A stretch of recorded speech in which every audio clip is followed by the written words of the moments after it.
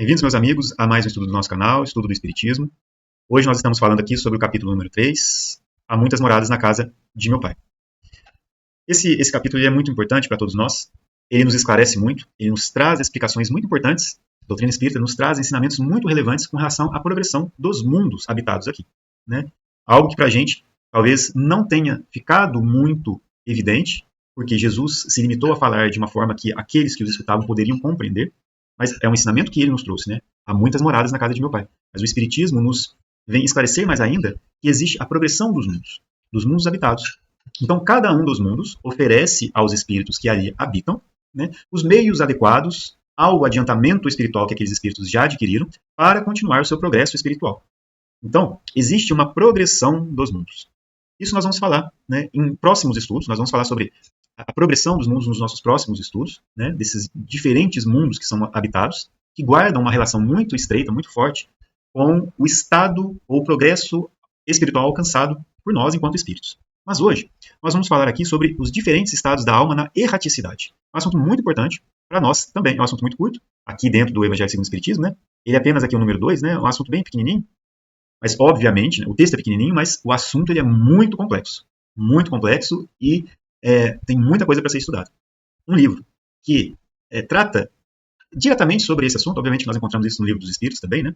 Fala sobre a vida espiritual, né? Ou seja, da volta do espírito à vida espiritual, fala dos espíritos errantes, né? Das percepções, do sofrimento dos espíritos, etc. Está lá na parte segunda do Livro dos Espíritos, né? No capítulo 6, fala lá dos espíritos errantes. Mas nós temos um livro inteiro para falar disso, que é a obra O Céu e o Inferno. Né? É um livro muito interessante, muito esclarecedor, muito importante para que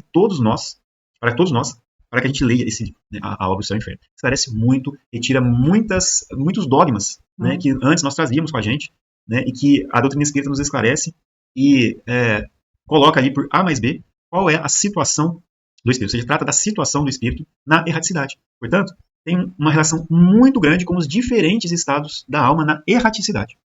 Antes de tudo, é preciso que a gente esclareça, né, a questão da erraticidade. Quando nós desencarnamos, né, nós voltamos à pátria espiritual. Ou seja, nós voltamos para o mundo espiritual. Né? Nós não desencarnamos e já tomamos um outro corpo para continuar o nosso progresso espiritual. Não é assim. Nós passamos um tempo mais ou menos longo no mundo espiritual. Né? E esse tempo, e esse período, essa condição, ela guarda uma relação muito estreita com o estado do espírito. Ou seja, do grau de purificação alcançado por esse espírito. Quando nós dizemos erraticidade, nós estamos lidando diretamente com espíritos que ainda precisam se purificar e que não alcançaram a perfeição. Nesse caso, precisando se purificar, se traduz, em outras palavras, como espíritos que ainda precisam encarnar. Ou seja, ainda precisam se depurar através das vidas corpóreas, das vidas sucessivas, das reencarnações, né, para que possam eliminar de si todas as impurezas que o afastam desta perfeição relativa a que todos nós estamos destinados a alcançar mediante os nossos próprios esforços. Né? Então, os espíritos errantes, como nós, né, somos espíritos que ainda precisam se depurar e que, deixando o corpo físico, eles voltam para o mundo espiritual. Lá eles permanecem por um período mais ou menos longo, eles estudam, eles trabalham, eles se preparam para, então, uma nova existência corpórea. Este período, portanto, que separa uma encarnação e outra, é a erraticidade. Né? É muito interessante de compreender isso. Nós, no nosso canal aqui, já fizemos alguns estudos sobre os espíritos errantes. Né? Fica o convite para quem tiver interesse de acompanhar os nossos estudos, né, lá no nosso canal, nos livros que tratam do Livro dos Espíritos. Mas olha só, é importante a gente compreender, né, o que é a erraticidade, portanto, é esse intervalo entre uma encarnação e outra, né, é onde o espírito está, e o estado do espírito, ou seja, mais ou menos feliz, mais ou menos em sofrimento, condiz com esses diferentes estados em que ele se encontra. Ele pode estar mais ou menos feliz, mais ou menos sofrendo, ele pode estar em diferentes condições. Né? E, dentro do nosso entendimento, também nós podemos concluir que a partir deste raciocínio, existem também muitas moradas na casa de meu pai, porque também existem diferentes estados da alma na erraticidade. Nós podemos associar a isso, inclusive, que os espíritos, eles se reúnem também porque eles têm mais ou menos afinidade entre si. E tudo aquilo que eles estão vibrando, né, ou seja, as condições de felicidade ou infelicidade inerentes a ele, né, fazem com que eles também se aproximem. Fica a dica de um estudo muito interessante, né, da leitura de um capítulo muito, muito importante, que está dentro do livro Nosso Lar, que é o capítulo que trata do umbral, né, no umbral que chama o capítulo, se eu não me engano. Mas é um capítulo muito importante que trata dessa questão. Né? Também, como já foi dito, né, a obra O Céu e o Inferno, e também a parte quarta do Livro dos Espíritos. Mas olha que interessante. Antes de começar a leitura dessa parte aqui, olha só o que nós trouxemos aqui Deixa eu só puxar aqui. Céu e Inferno. O que nós trouxemos aqui do Livro dos Espíritos? Desculpa, do Céu e Inferno. Esse capítulo é muito importante, né? As penas futuras segundo o Espiritismo. Nós vamos ler apenas um aqui. A alma ou espírito sofre na vida espiritual as consequências de toda a perfeição, de todas as imperfeições que não conseguiu corrigir na sua vida corporal. O seu estado feliz ou desgraçado é inerente ao seu grau de pureza ou impureza. Muito importante isso. A alma ou espírito, a gente fala a alma é o espírito encarnado, né? Mas, voltando à vida espiritual, nós vamos então lidar com espíritos. Né? É só uma questão de termos, mas é importante a gente saber, né? Kardec esclarece isso lá no comecinho do Livro dos Espíritos, né? A gente considera a alma como sendo um espírito encarnado. Então, a alma ou espírito sofre na vida espiritual as consequências de todas as imperfeições que não conseguiu corrigir na vida corporal. Seu estado feliz ou desgraçado é inerente ao seu grau de pureza ou impureza.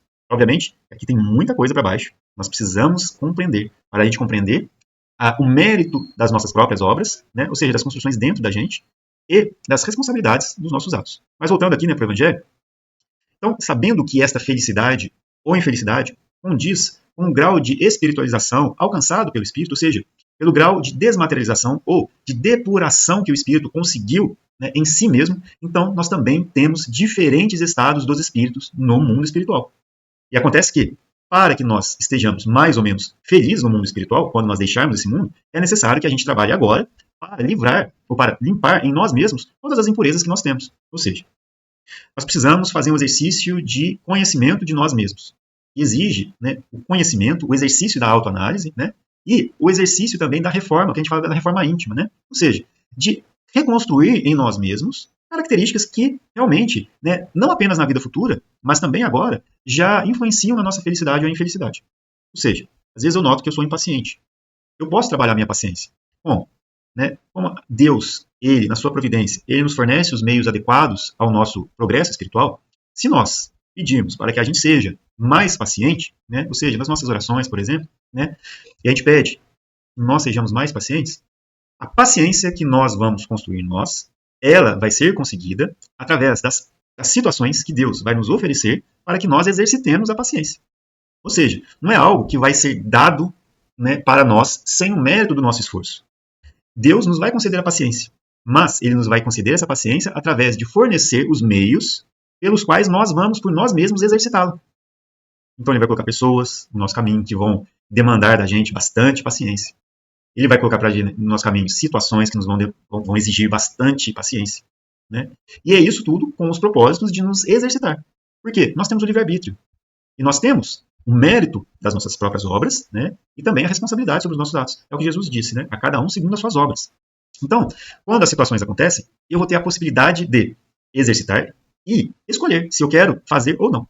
Então, quando as situações acontecem, né, a nossa consciência ela já nos alarma, né? Olha, precisa ser paciente agora. Você já não tem. Aquele que já construiu a paciência em si, talvez nem sinta, né, essa situação. Porque ele já tem a paciência inerente ao seu espírito. Não porque ele foi criado diferente, mas porque ele já se exercitou em outros momentos, em outras encarnações, e já conseguiu enraizar essa paciência em si mesmo. Aqueles que não construíram, eles vão se sentir incomodados, aflitos. Mas, se estão exercitando, né, eles estão em vias de conseguir, né, a paciência em si mesmos. Né? Por isso, bem-aventurados também os aflitos. Né? Porque se nós estamos aflitos pelas situações que nos acontecem, mas porque nós estamos nos esforçando para conseguir adquirir aquela característica moral, então nós também somos bem-aventurados, nós também somos felizes, porque estamos em vias de conseguir esta característica, construir essa característica em nós. Né? Então, é mais ou menos isso, né, que acontece. A gente pede a paciência. A paciência ela não vai brotar em nós como algo, né, do nada. Ela vai ser construída em nós através do nosso próprio exercício. Nós podemos pedir a força, podemos pedir o bom ânimo, nós podemos pedir, né, a paciência para enfrentar melhor ainda as nossas próprias limitações, que exigem de nós também paciência. Nós podemos pedir bom ânimo, coragem. Isso tudo Deus nos vai dar, porque nós precisamos mesmo. Mas chega sempre um momento em que nós precisamos escolher e exercitar em nós mesmos as características que nós estamos procurando. Então, ser mais humilde. A gente precisa, então, passar por situações em que vão exacerbar ali ou que vão alfinetar ali o nosso orgulho, para que a gente possa exercer a humildade. Vão acontecer situações para que a gente seja menos egoísta, em que nós vamos precisar escolher, né, de repartir. Nós vamos precisar escolher a renúncia de alguma coisa, né, seja a renúncia de algo material, ou seja, de algo, né, que trata das nossas vontades, dos nossos desejos. Renunciar às imperfeições dos outros, porque nós também somos imperfeitos, né? Ou seja, como Jesus fala, né? Aquele que abandonar pai, mãe, irmãos, né? Para segui-lo, né? Então, é exatamente nessa questão, nesse sentido. É renunciar, mas não no sentido de abandonar, mas é renunciar às imperfeições que nós, muitas das vezes, enxergamos, né? E caminhar junto, renunciando à exigência que nós mesmos nos colocamos de que os outros sejam perfeitos. Mas não, porque nós também somos imperfeitos. Por que nós exigimos isso dos outros, sendo que nós não somos? Né? Então, antes de exigir dos outros, a gente possa construir em nós mesmos. Né? Então, nós temos todas essas situações que vão vir até nós, porque nós precisamos exercitar em nós mesmos essas características. Né? Existe, a gente fala muitas vezes, né? Assim, obviamente que é mais para que a gente possa ter um pensamento aqui. Né? Muitas vezes a gente fala assim, a gente já escutou muitas vezes as pessoas falam. Nossa, parece que quanto mais eu rezo, mais assombração me aparece. Eu acho que todo mundo aqui no Brasil já escutou esta frase, né? Mas se a gente parar para pensar, não é isso. Quando a gente pensa, né, como a gente estava conversando, eu quero mais paciência, eu quero ser mais paciente, me ajuda a ser mais paciente, me ajuda a ser menos orgulhoso. Como que essas características vão chegar até nós? É através do exercício. Então, as situações, elas vão aparecer para nós para que a gente possa exercitar. Porque é realmente um exercício de nós mesmos. Então, todo esse esforço que nós fizermos para retirar essas impurezas, né, de nós, essas mazelas morais, para construir em nós essas características morais, as positivas, né, dentro da gente, isso tudo vai influenciar no nosso atual estado, mas também no estado futuro de nós mesmos enquanto espíritos, quando voltarmos para a pátria espiritual. Isso, portanto, vai influenciar no nosso diferente estado na erraticidade. Então vamos ler aqui o que o Kardec nos traz. A casa do Pai é o universo. As diferentes moradas são os mundos, que circulam o espaço infinito e oferecem aos espíritos que neles encarnam moradas correspondentes ao adiantamento dos mesmos espíritos. Então a gente pensa muitas vezes, né? Nossa, mas aqui na Terra é tão difícil. Poxa, a gente vê tantas coisas, né? Por que a Terra é assim? Deus abandonou a Terra? Não, de forma alguma. A questão é que nós estamos num mundo que corresponde àquilo que é necessário para que nós possamos nos adiantar. Se nós tivéssemos a compreensão, inclusive, que os próprios espíritos, mediante aos seus esforços, mediante a busca pela melhoria interna de si mesmo, na busca por agariar, né, para conseguir conhecimentos, melhorar sua inteligência, mas também os valores morais, e que assim eles podem alçar mundos mais felizes relativamente do que a Terra, se a gente compreendesse isso, então nós talvez não estaríamos aqui na Terra. Hoje nós estamos aprendendo. E se nós estamos aqui, quer dizer, existem situações, existem coisas que nós precisamos aprender. A começar por aquelas que nós precisamos trabalhar em nós mesmos. Né?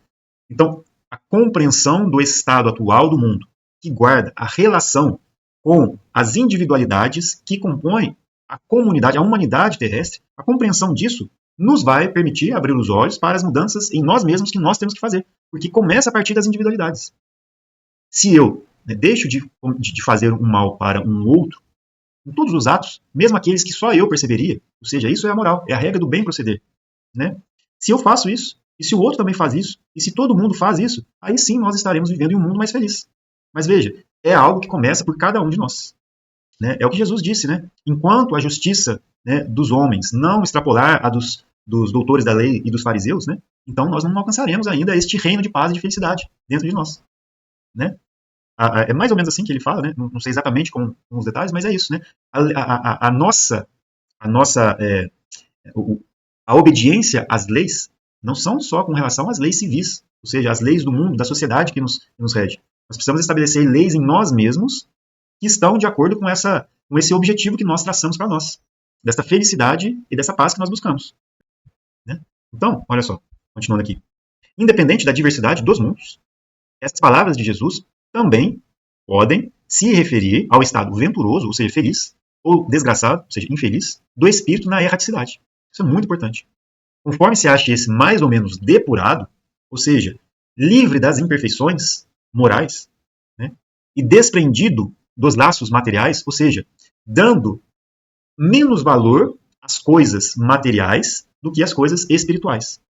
Quer dizer, é a busca por essa melhoria espiritual e dar preferência a ela do que às coisas que são puramente materiais. Por exemplo, satisfação de vícios, de futilidades relacionadas a gozos materiais, né? Enfim, dentro desse quesito, a gente não pode confundir, e quando nós estamos falando aqui, né, da matéria, nós não estamos falando a gente poderia pensar assim, né? Ah, mas eu estou na matéria aqui, né? Como que eu vou, né, deixar tudo? Não, não é assim. O trabalho material que nós fazemos, ou seja, nossa profissão, isso é extremamente importante de ser, de nós cumprirmos o nosso dever para com essas obrigações, porque aí também temos a satisfação de nós mesmos enquanto espírito, e nós permitimos também alcançar uma felicidade através do cumprimento dos nossos deveres. E precisamos trabalhar porque vivemos em sociedade.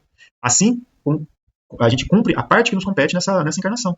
Temos a lei do progresso, temos a lei da sociedade, né? Temos, em tudo isso, uma obrigação para conosco e para com os outros. Quando a gente fala de coisas materiais, são as coisas fúteis. Satisfação dos gozos terrestres, dos vícios, né? Das coisas que não auxiliam na construção de uma felicidade espiritual verdadeira. Né? Então, conforme se ache mais ou menos depurado,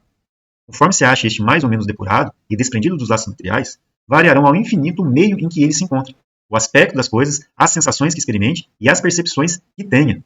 Ou seja, né, no plano espiritual, nós vamos nos encontrar em situações, em estados diferentes uns dos outros. Assim como aqui, enquanto encarnados, nós também estamos em situações mais ou menos diferentes com relação ao estado espiritual. Né? O espírito é individual. O progresso que ele realiza é individual. Né? E ele constrói este progresso mediante as escolhas e os esforços que ele mesmo faz. Né? Então, esse desprendimento, esta espiritualização e o estado mais feliz que ele pode alcançar depende dele mesmo, ou seja, depende de nós através do esforço que nós fazemos aqui hoje. Continuando. Enquanto uns não se podem afastar da esfera onde viveram, outros se elevam e percorrem o espaço e os mundos. Aqui é interessante, né? Enquanto uns não se podem afastar da esfera onde viveram. Porque a ligação com as coisas materiais, né, conforme a gente falou aqui, né, desprendimento dos laços materiais. Então, aqui, né, esse desprendimento é aliás, ele é maior ou menor. Se eu estou muito ainda ligado a esses laços materiais, ou seja, satisfação dos vícios, né, das nossas paixões, como a gente já comentou outras vezes, né, estão relacionadas a isso. Né, satisfação do orgulho, do egoísmo. Então, se nós estamos ligados a isso, né, inclusive a gente, quando volta para a parte espiritual, a gente nem consegue se afastar da esfera que nós vivemos, ou seja, do nosso mundo, porque nós queremos muito ainda continuar satisfazendo estas nossas necessidades, as necessidades da matéria ainda. Por exemplo, no caso do vício, espíritos que se mantiveram no vício durante toda a sua existência e que desencarnam, eles muitas vezes não têm a noção, eles desconhecem a sua própria situação. E eles continuam achando que estão, inclusive, vivos. E eles mantêm esta percepção porque eles continuam se alimentando desses vícios através dos outros que continuam encarnados. É como se eles vivessem através de um outro ser que está ali encarnado e que também está satisfazendo seus vícios. Né? É uma forma de obsessão, onde aquele espírito se afina com o outro, né? E ele tenta satisfazer as suas vontades e, de certa forma, acaba influenciando aquele que está encarnado. Obviamente que o encarnado também tem ali, né, a sua parcela de responsabilidade, porque ele também busca essa satisfação. E um, portanto, né, satisfaz ao outro. É muito interessante de pensar sobre isso. Né?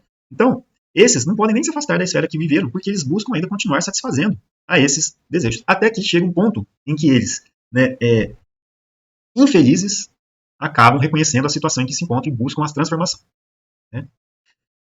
Enquanto alguns espíritos, continuando, culpados erram nas trevas, os bem-aventurados gozam de resplandente claridade e do espetáculo sublime do infinito, porque eles têm mais liberdade de ir a outros mundos, eles não estão presos aos mundos em que eles viveram. Finalmente, enquanto o mal, atormentado de remorsos e pesares, muitas vezes insulado, ou seja, isolado, sem consolação, separado dos que constituíam objeto de suas afeições, pena sob o guante dos sofrimentos morais, o justo, em convívio com aqueles a quem ama, frui, ou seja, desfruta as delícias de uma felicidade indizível, ou seja, uma felicidade intraduzível. Não tem palavras para descrever. Também nisso, portanto, há muitas moradas, embora circunscritas, nem localizadas. Olha que interessante. Né? Então, para terminar o nosso estudo, né, é muito importante a gente pensar sobre isso, porque o estado em que nós vamos nos encontrar lá no plano espiritual é um estado de felicidade ou de infelicidade que nós construímos em nós mesmos, a depender dos nossos próprios esforços. Então, que a gente possa sempre pensar nisso. Porque o que o Espiritismo nos traz, né, é o esclarecimento com relação ao papel que nós mesmos temos de se preocupar com a nossa melhoria espiritual. E depende de nós. Jesus já tinha trazido isso, mas, como ele mesmo falou, era necessário que, né, o Consolador viesse para nos fazer relembrar daqueles ensinamentos e também trazer outros. Então, hoje, para nós, é importante a gente eliminar de nós dogmas que nós construímos ao longo desses 2 últimos 1000 anos, né, em que a felicidade e a infelicidade ela vem sem o nosso esforço. É mediante o esforço que nós mesmos fazemos para construir em nós esta felicidade ou infelicidade, a cada um segundo as suas obras. Mas bom, finalizamos nosso estudo de hoje aqui, né, nossa leitura. Agradecemos a todos, agradecemos a Deus, agradecemos a Jesus, aos nossos amigos do plano espiritual, que nos inspiraram. Agradecemos a todos por nos terem acompanhado.